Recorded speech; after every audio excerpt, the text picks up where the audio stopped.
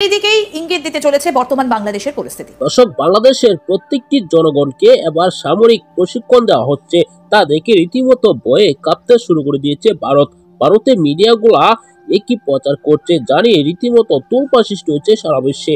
ইতিমধ্যে আপনাদেরকে দেখাবো ডক্টর মোহাম্মদ ইউনূস চীনে যাচ্ছেন।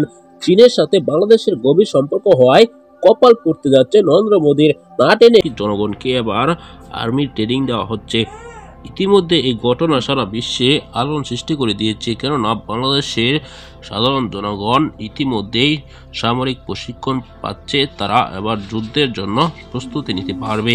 যে কোনো রাষ্ট্র যদি যুদ্ধ লাগে তাহলে সামরিক বাহিনীর সাথেও বাংলাদেশের সাধারণ জনগণও থাকতে পারবে। তাদেরও এই ট্রেনিং দেওয়া হচ্ছে, যা দেখে রীতিমতো ভারত আতঙ্ক হয়ে গিয়েছেন। ভারতের মিডিয়াগুলো একই প্রচার করছেন, আপনারা দেখেছেন এই ভিডিওতে। দর্শক, অন্যদিকে নরেন্দ্র মোদীর কপাল পড়তে যাচ্ছে।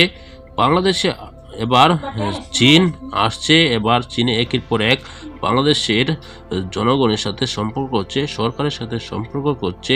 এবার ইতিমধ্যেই চীনে যাচ্ছেন ডক্টর মোহাম্মদ ইউনূস, তা দেখে রীতিমতো বই আছেন নরেন্দ্র মোদী। দর্শক, এই ভিডিওতে আপনারা দেখেছেন, এসব বিষয় নিয়ে আপনার কি মতামত জানাবেন।